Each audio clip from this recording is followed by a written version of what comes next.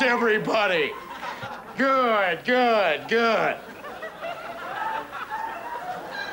Now, as your father probably told you, my name is Matt Foley, and I am a motivational speaker.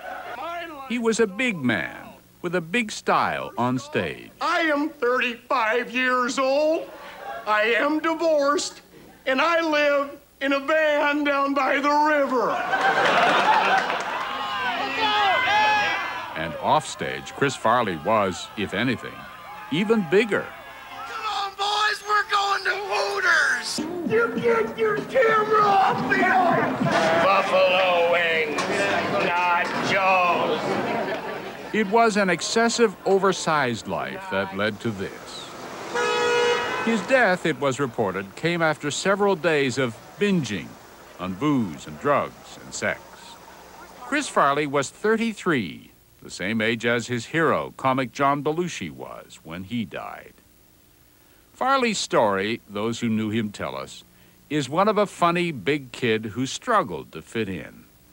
Fame, he always hoped, would be the answer. He was very insecure, and I think when you're a bigger person, when you, I mean myself, I mean, it's hard. You get up in the morning and you look in the mirror and you go, man, I'm already screwed. Look at me. French gal. Comedian Tom Arnold was Farley's best friend for the past 8 years. Farley was even best man at Arnold's wedding last year. He was a clown. I mean, he was a clown to the 10th degree. I mean, and yet you saw that kid in him, and he was very lovable. As a kid growing up in Madison, Wisconsin, Farley always struggled with his size. His father, Farley has said, weighed up to 600 pounds. High school counselor Nick Burrows says humor was Farley's way of diverting attention from his size.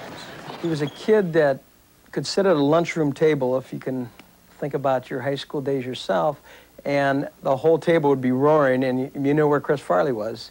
But Farley's problems began to mount in the late 80s in Chicago after college, when he joined the famous Second City comedy troupe. Del Close was Farley's acting coach and friend. He came through the door, basically, with that enormously valuable quality of being just completely real and honest on stage. And yet he also came through the door troubled. Close says Second City almost didn't hire Farley because he already had a reputation for erratic behavior off stage. He took a lot of dope and he drank a lot. And not to put too fine a point on it. Close also worked with John Belushi and says even though Belushi was Farley's comic hero, the two men were very different. One thing that John Belushi's characters had a darkness and an aggressive edge to them, and Chris didn't have. Remember when you were with the Beatles? Farley's comedy was goofy, happy, crazy with a lighter touch. That was awesome. Tom Arnold says Farley was very aware of his idol's flaws. I mean, it's something we talked about over the years, you know, to be like John Belushi, except to live, would be what to do. It didn't work out that way for Farley. He went successfully from Saturday Night Live to movies, and his fame grew. But so did his problems. Tom Arnold says no one tried harder to kick drugs and drink, but each time, Farley fell back. Friends say Farley hoped success would cure everything, but fame didn't help at all. You think in your mind, well, if I just had money, if people just loved me, if I just had fame, then I would be okay, so you're always striving for it. But then when you get that and you still don't, then it could be suicide time.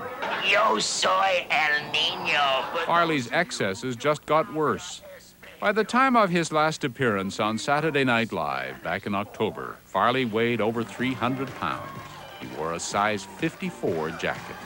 Farley's demons had won out again, this time for good.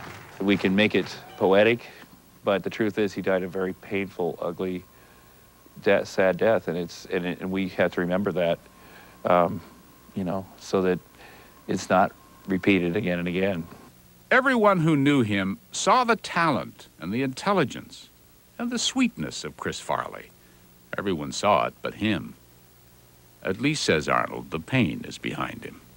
I imagine he's not scared anymore.